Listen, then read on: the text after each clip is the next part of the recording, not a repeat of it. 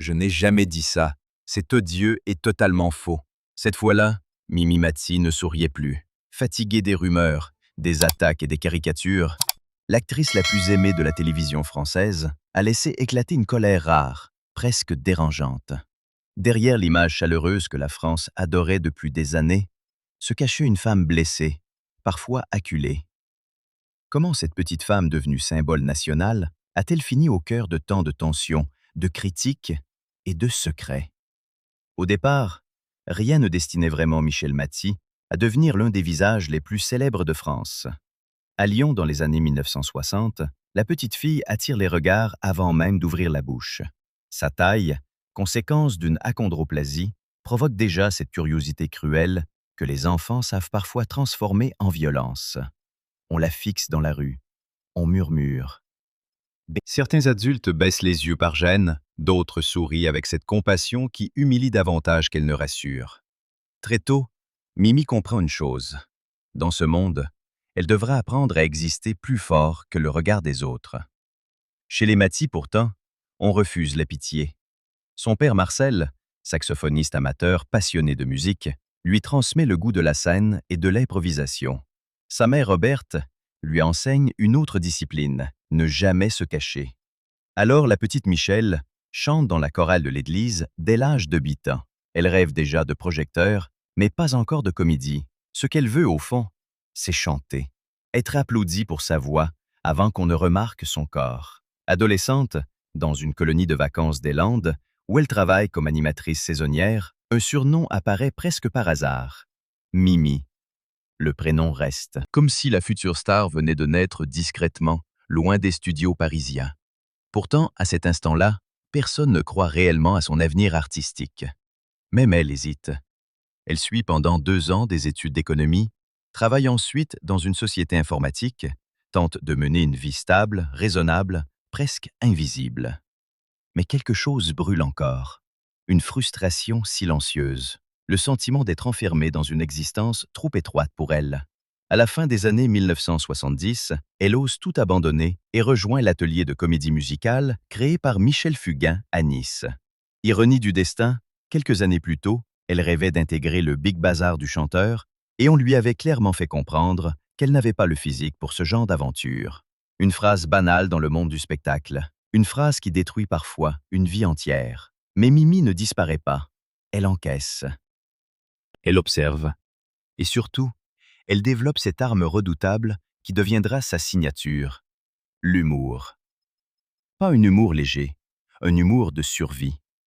Quand elle monte finalement à Paris en 1981, elle n'arrive pas avec l'assurance des futures vedettes. Elle débarque avec une silhouette que beaucoup considèrent incompatible avec le succès. Certains directeurs de casting la regardent avec embarras. D'autres pensent immédiatement au rôle comique, presque folklorique. On ne l'imagine ni glamour, ni désirable, encore moins capable de porter une carrière entière sur ses épaules. Et pourtant, quelque chose fascine immédiatement chez elle. Une présence. Une manière de capter l'espace malgré sa petite taille. Jean-Claude Martin le remarque parmi les premiers. Puis Philippe Bouvard la repère à son tour et l'intègre au Petit Théâtre de Bouvard. Là, entouré de futurs grands noms comme Didier Bourdon, Pascal Légitimus ou Smaïn, Mimi Mati commence lentement à inverser les regards. Mais derrière les rires et les sketchs, une autre histoire se joue déjà. Une histoire plus intime, plus trouble. Car pendant que le public découvre une jeune femme drôle et insolente, Mimi traverse ses premières blessures sentimentales. Et personne n'imagine encore à quel point l'amour deviendra, pour elle, un territoire fragile et douloureux. Les années 1990 transforment brutalement Mimi Mati en phénomène national. Avec Une nounou pas comme les autres, diffusée sur France 2, les audiences explosent. La France entière découvre cette femme minuscule, capable de faire rire, pleurer et rassurer dans le même regard. Puis arrive Joséphine, ange gardien, et là, tout change définitivement. Le personnage devient un rendez-vous familial presque sacré. Des millions de téléspectateurs suivent chaque épisode. Mimi n'est plus seulement une actrice populaire, elle devient une présence familière dans les foyers français. Le paradoxe est saisissant. Pendant des années, on lui avait expliqué qu'elle n'avait pas le physique pour réussir à l'écran. Désormais, son visage est partout. Les producteurs se l'arrachent. Les chaînes construisent leurs soirées autour d'elle. En 2003, elle reçoit même le 7 d'or de la meilleure actrice de fiction télévisée. Le public, lui, semble avoir adopté Mimi comme une proche. Une femme courageuse, accessible, presque protectrice. Le journal du dimanche la classe parmi les personnalités préférées des Français, 6e du classement, et surtout, première femme du palmarès. Une consécration immense dans un pays où les vedettes de télévision sont souvent consommées puis oubliées à grande vitesse. Mais Mimi Mati résiste au temps. Peut-être parce qu'elle donne l'impression de ne jamais tricher. Pourtant, derrière cette popularité écrasante, quelque chose commence à se fissurer. Le succès attire l'admiration. Il attire aussi le mépris. Dans certains cercles du cinéma français, on regarde encore les acteurs de télévision avec condescendance. Mimi le ressent très vite. Les critiques parlent d'elle comme d'un produit populaire. Certains intellectuels du milieu culturel refusent même de considérer Joséphine Ange Gardien comme une véritable œuvre de fiction. Comme si faire aimer une actrice par des millions de gens devenait soudain une faute artistique. Cette violence-là est plus discrète que les insultes directes, mais elle marque profondément. Mimi comprend qu'en France, être adoré du grand public ne garantit pas le respect des élites culturelles. Au contraire parfois. Alors les rumeurs commencent à circuler, des commentaires perfides. Des insinuations sur son caractère, sur ses exigences, sur son comportement en coulisses. Plus elle devient incontournable, plus certains semblent chercher la faille. Le phénomène est cruel. Le public adore fabriquer des icônes avant de prendre plaisir à les fragiliser. Et Mimi, contrairement à l'image douce qu'on lui attribue, ne sait pas toujours se taire. Lorsqu'on l'attaque injustement, elle répond. Parfois sèchement, parfois avec une colère qui surprend. Certains journalistes commencent alors à la décrire comme autoritaire, susceptible, difficile. D'autres défendent au contraire une femme épuisée par des décennies de remarques humiliantes. Où était la vérité? Sans doute quelque part entre les deux. Pendant ce temps, sa vie personnelle reste entourée d'un étrange flou. Elle parle peu de ses relations amoureuses, rarement de ses blessures intimes. Et pourtant, derrière les records d'audience et les standing ovations, Mimi traverse encore des périodes de solitude brutale. Le succès ne répare pas tout. Il amplifie parfois les peurs les plus anciennes. Car au fond, une question continue de la hanter. Les gens aiment-ils vraiment Mimi Mati ou simplement le personnage rassurant qu'ils ont fabriqué autour d'elle? Et plus sa célébrité grandit, plus cette frontière devient dangereuse. Plus les années passent, plus Mimi Mati cesse de jouer le rôle de la femme éternellement gentille que le public voulait voir en elle. Sur les plateaux, à la radio, sur les réseaux sociaux, elle devient plus directe, plus nerveuse parfois. Et chaque prise de parole déclenche immédiatement des réactions disproportionnées.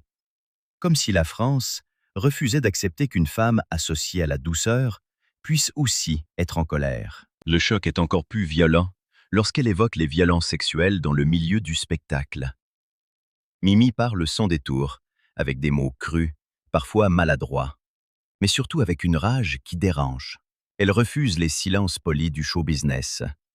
À plusieurs reprises, ses déclarations provoquent des tempêtes médiatiques. Certains saluent son courage, d'autres l'accusent d'exagération ou de chercher l'attention. Cette brutalité des réactions révèle une vérité plus profonde. Le public adore les personnalités sincères, jusqu'au moment où leur sincérité devient inconfortable. Puis viennent les affrontements politiques.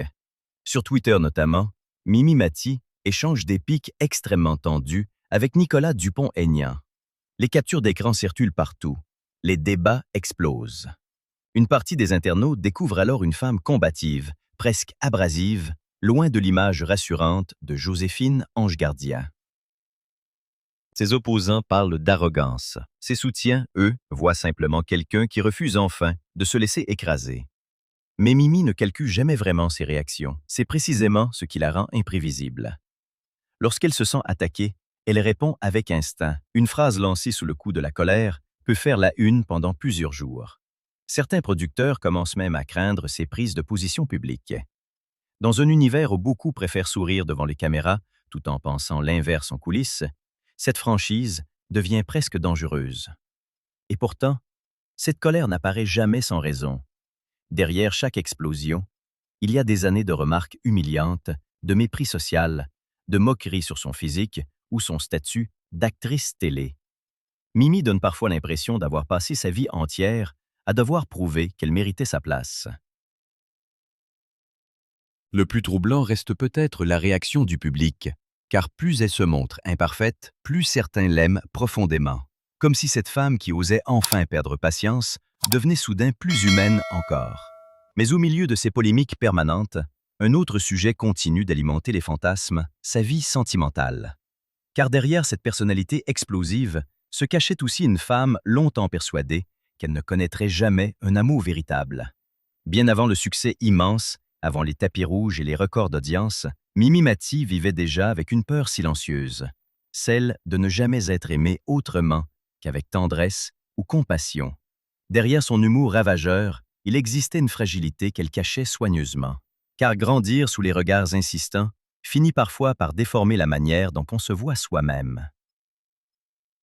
Sa première grande histoire d'amour reste entourée d'un flou presque romanesque. Un sportif plus âgé qu'elle d'une dizaine d'années entre dans sa vie alors qu'elle cherche encore sa place dans le monde artistique. La relation est intense, confuse, pleine d'allers-retours émotionnels. Mimi évoquera plus tard une histoire compliquée, parfois ambiguë, jamais totalement stable. Ceux qui l'ont connue à cette époque racontent une jeune femme profondément amoureuse, mais constamment envahie par le doute. Car au fond, elle peine à croire qu'on puisse l'aimer sincèrement. Dans les années où Paris commence à lui ouvrir ses portes, Mimi enchaîne les spectacles, les répétitions, les petits succès, mais rentre souvent seule. Le public découvre une artiste drôle, vive, presque lumineuse. Pourtant, une fois les projecteurs éteints, le silence devient brutal. Certaines nuits, elle s'interroge sur ce qu'elle représente réellement pour les hommes qui l'approchent. Une curiosité, une aventure atypique, ou une femme capable d'être aimée pleinement. Cette question la poursuit longtemps. Autour d'elle, les rumeurs commencent déjà à circuler. Des relations supposées, des rapprochements exagérés, des histoires mystérieuses racontées dans certains magazines sans jamais être clairement confirmées. Mimi déteste ce jeu-là. Elle protège farouchement sa vie privée, tout en comprenant que sa célébrité nourrit désormais les fantasmes. Mais le plus douloureux reste ailleurs. Le succès ne guérit absolument pas les blessures affectives. Au contraire parfois. Plus elle devient connue, plus elle se méfie. Certaines rencontres lui semblent intéresser, d'autres s'effondrent sous le poids de sa notoriété grandissante. Derrière les applaudissements, Mimi traverse alors des périodes de solitude que peu de gens imaginent. Elle confiera plus tard avoir sincèrement cru qu'elle finirait seule. Cette phrase frappe d'autant plus qu'à l'écran, tout semblait sourire à cette femme, devenue l'un des visages les plus rassurants de France. Comme souvent chez les artistes populaires, la réalité intime était beaucoup plus sombre que l'image publique. Et pendant que les téléspectateurs voyaient en elle une héroïne bienveillante, capable de résoudre les problèmes des autres, Mimi continuait discrètement à lutter contre ses propres blessures invisibles. Puis un jour, alors que sa carrière atteint des sommets, une autre bataille commence. Une bataille plus froide, plus humiliante peut-être encore, celle contre le mépris du cinéma français envers les stars de télévision. À force de dominer les audiences, Mimi Mati finit par devenir un symbole presque embarrassant pour une partie du cinéma français. Trop populaire, trop aimé, trop télévisuel. Derrière les compliments polis, beaucoup de professionnels établissent une frontière invisible entre les acteurs de cinéma et les vedettes du petit écran. Et Mimi le ressent immédiatement. Chaque succès de Joséphine Ange-Derdien renforce paradoxalement ce mépris silencieux. Des millions de téléspectateurs regardent la série, mais certains critiques continuent de parler d'elle comme d'un divertissement mineur. Dans les cérémonies prestigieuses, les acteurs de télévision restent souvent relégués au second plan, comme si toucher le grand public retirait automatiquement toute légitimité artistique. Mimi supporte cette hypocrisie pendant des années. Puis un jour, elle décide de ne plus se taire. Le conflit éclate autour des Césars. À l'époque, de nombreux comédiens issus de la télévision n'ont même pas accès au système de vote de l'Académie. Une exclusion vécue comme une humiliation par beaucoup d'artistes. Là où d'autres auraient accepté les règles du milieu, Mimi choisit l'affrontement direct. Elle écrit personnellement au président de l'Académie des arts et techniques du cinéma pour dénoncer cette inégalité. Le geste choque, car dans cet univers très codifié, remettre en question les institutions revient presque à déclarer la guerre aux élites culturelles. Certains admirent son courage. D'autres trouvent sa démarche déplacée, prétentieuse même. Les commentaires deviennent parfois d'une violence étonnante. On l'accuse de vouloir forcer les portes d'un monde qui ne serait pas le sien. Mais c'est précisément ce qui révolte Mimi Mati. Cette idée qu'une actrice populaire devrait rester à sa place. Derrière cette bataille, il y a quelque chose de plus personnel encore. Toute sa vie, elle a dû lutter contre des regards qui décidaient avant elle de ce qu'elle pouvait devenir. Trop petite, pas assez glamour, trop associée à la télévision familiale. Le cinéma d'auteur semblait parfois lui rappeler les humiliations de ses débuts. Alors elle refuse de plier. Plus elle parle, plus les tensions grandissent. Certains réalisateurs prennent leur distance. Quelques chroniqueurs commencent à la décrire comme une femme difficile. Mais Mimi semble avoir dépassé le besoin d'être aimée de tout le monde. Peut-être parce qu'elle sait désormais qu'aucune réussite ne suffit à désarmer complètement le mépris social. Et pourtant, au milieu de ces affrontements permanents, un événement inattendu va bouleverser sa vie. Une rencontre presque banale, sur scène, devant un public. Comme si après des décennies de combats, le destin avait enfin décidé de lui offrir un peu de paix. En avril 2003, à Saint-Brieuc, Mimi Mati monte sur scène comme elle l'a fait des centaines de fois auparavant. Le spectacle suit son cours, le public rit, applaudit, puis vient ce moment qu'elle aime particulièrement, inviter un spectateur à la rejoindre quelques minutes sous les projecteurs. Ce soir-là, l'homme qui se lève s'appelle Benoît Gérard. Personne dans la salle ne peut encore imaginer que cette rencontre improvisée va changer le reste de sa vie. Benoît n'appartient pas au monde du spectacle. Chef cuisinier, discret, déjà père de 4 enfants, il apparaît immédiatement comme l'opposé du tumulte médiatique qui entoure Mimi depuis des années. Entre eux, quelque chose se passe très vite. Pas une passion tapageuse de magazine People. Plutôt une évidence calme, presque déroutante, après tant d'années de doutes affectifs. Pour Mimi, cette histoire a quelque chose d'irréel. Longtemps, elle s'était préparée à vivre seule. Non pas par choix, mais parce qu'elle avait fini par croire qu'un amour stable lui resterait inaccessible. Derrière son immense popularité, il existait encore cette peur ancienne de ne jamais être regardée comme une femme normale. Avec Benoît Gérard, ce regard change enfin. 2 ans après leur rencontre, ils se marient à Neuilly-sur-Seine en août 2005. La cérémonie reste sobre, loin des démonstrations excessives auxquelles les médias s'attendaient. Mimi protège ce bonheur avec une prudence presque instinctive. Elle sait combien la célébrité peut dévorer les histoires personnelles lorsqu'on les expose trop. Très vite pourtant, ceux qui l'approchent remarquent une transformation. La colère permanente semble s'apaiser. Le besoin de se défendre contre tout le monde devient moins violent. Dans le sud de la France, au milieu des vignes où le couple aime se réfugier, Mimi découvre une forme de tranquillité qu'elle n'avait jamais vraiment connue. Le sujet des enfants revient souvent dans les interviews. Mimi n'en aura pas biologiquement. Une réalité qui, pendant longtemps, a nourri des spéculations parfois cruelles dans certains médias. Mais loin des fantasmes, elle construit avec les enfants de Benoît une relation profondément fusionnelle. Puis viennent les petits-enfants, 9 au total. Une maison remplie de bruit, de repas interminables, de rires simples. Presque tout ce qu'elle pensait ne jamais avoir. Le contraste est saisissant. Pendant des décennies, la France avait vu en elle une figure rassurante, distribuant du bonheur à l'écran. Mais dans l'intimité, Mimi avait souvent vécu avec le sentiment d'être incomplète, fragile, difficile à aimer durablement. Benoît Gérard ne fait pas disparaître ses blessures anciennes. Mais il devient ce point d'équilibre qu'elle cherchait depuis toujours, celui auprès duquel elle cesse enfin de se battre en permanence.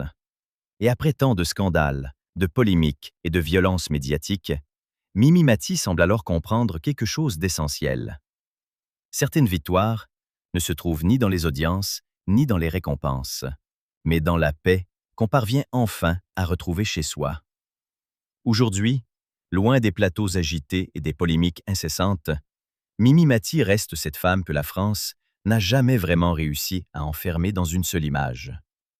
Fragile pour certains, redoutable pour d'autres. Elle a été moquée, adulée, parfois méprisée, sans jamais baisser les yeux. Peut-être parce que les personnes les plus blessées deviennent souvent les plus fortes. Alors au fond, Mimi Mati est-elle trop excessive ou simplement l'une des rares à avoir osé rester vraie dans un monde qui préfère les masques?